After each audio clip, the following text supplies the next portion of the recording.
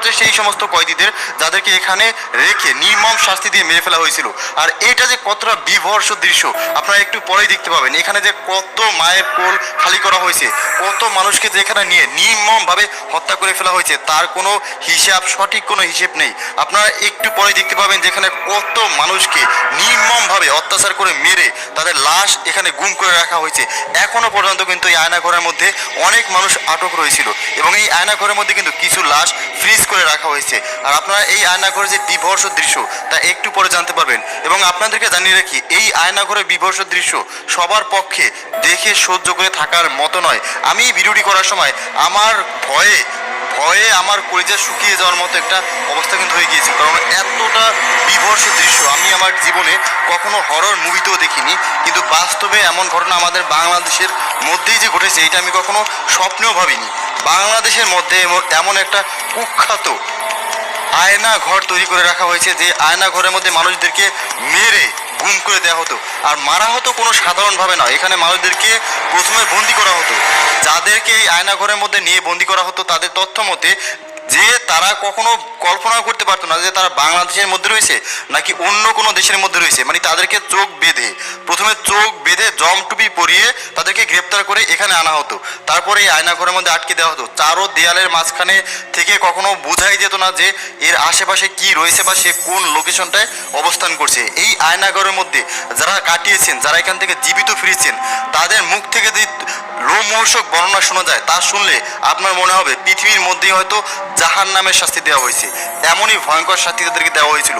তাদেরকে প্রথমে এই আয়নাঘরের মধ্যে রাখার পর তাদেরকে টর্চার করে পা উপরে রেখে মাথা নিচে দিয়ে টর্চার করে তাদের কাছ থেকে তথ্য বের করার চেষ্টা করা হতো।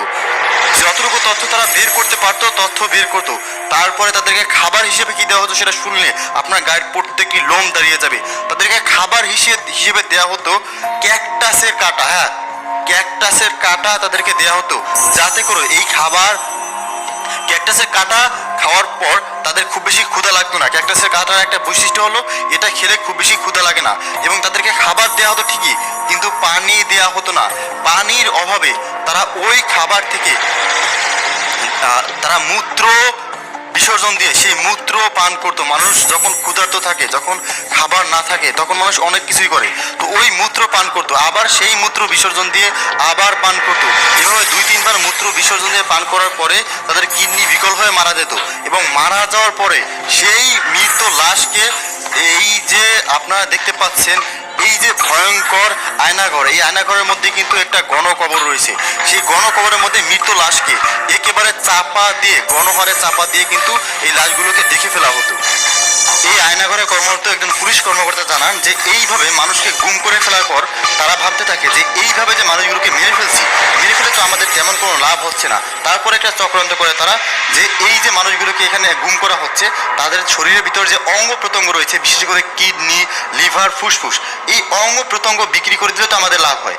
এই ভাবনা থেকেই তারা একটা পৈশাচিক চক্রান্ত শুরু করে। সেই চক্রান্ত অনুসারে তারা কি করে যে এই যে মানুষগুলো রয়েছে, যখন এই আয়নাঘরে আসলে খুব বেশি মানুষ রাখার জায়গা ছিল না, প্রতিনিয়তই এখানে নতুন নতুন আসামি নেওয়া হতো। তো পুরনো আসামিগুলোকে কি করবে, তারা সেই পুরনো আসামিগুলোর শরীর থেকে জীবিত অবস্থাতেই তাদের শরীর থেকে কিডনি, লিভার, ফুসফুস পোস্টমর্টম করে বের করা হতো, এবং তাও জীবিত অবস্থায়। কতটা বিভৎস কাজ ভাবতে পারছেন।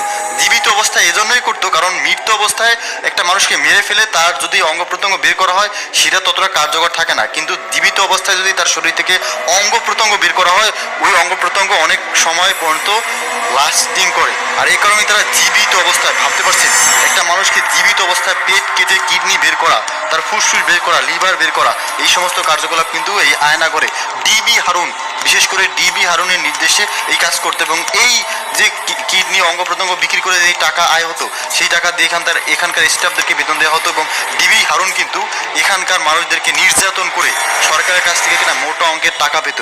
এবং শুধু সেই মোটা অঙ্কের টাকাই নয়, এখানে যেই সমস্ত মানুষদেরকে আয়নাঘরে বন্দি করা হতো তাদের মধ্যে যারা এলিট শ্রেণীর রয়েছিল, মানে যাদের কাছে অনেক বেশি টাকা পয়সা থাকতো, তাদেরকে ফোন দিয়ে ভিডিও কলের মাধ্যমে নাকি এই আয়না ঘরের নির্মম বাস্তবতা দেখিয়ে বলতো এখন কোটি টাকা দেবেন তাহলে এই নির্যাতন থেকে মুক্তি পাবেন, না হলে কিন্তু মুক্তি পাবেন না।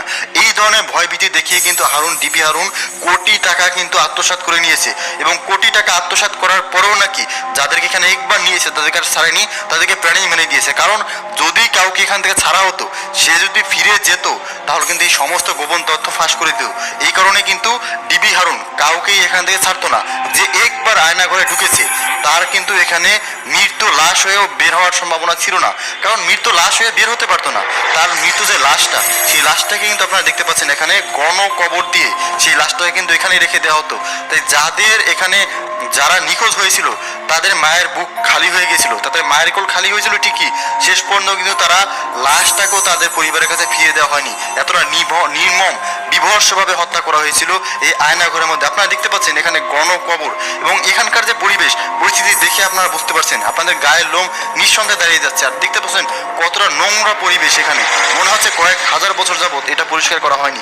কেনই বা তারা পরিষ্কার করবে? তাদের উদ্দেশ্য ছিল একটাই, যে এই আয়না ঘরে যাদেরকে রাখা হবে তাদেরকে নির্মম শাস্তি দিয়ে মারা হবে। আর আপনাদেরকে জানিয়ে রেখে এই আয়না ঘরের মধ্যে কোনো রকম ওয়াশরুমের ব্যবস্থা ছিল না। কয়েদিরা যেখানে থাকতো সেখানেই প্রস্রাব পায়খানা করতো এবং সেখানেই খাবার খেত। মানে গরু ছাগলকে যেভাবে রাখা হয় ঠিক একইভাবে এই আয়না ঘরের মধ্যে রাখা হতো। আপনারা দেখতে পাচ্ছেন আয়না ঘরের পরিস্থিতি কতটা বিভৎস এবং ভয়ঙ্কর।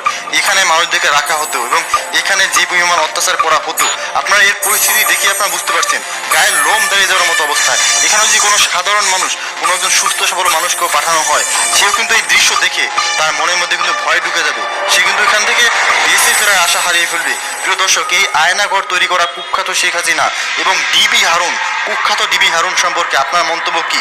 এই ডিবি হারুনকে কি ধরনের বিচারে দেখতে চান সেটা অবশ্যই কমেন্টসে লিখে জানাবেন। আমাদের পরবর্তী আপডেট সবার আগে দেখার জন্য চ্যানেলটিকে সাবস্ক্রাইব করে রাখুন। ধন্যবাদ।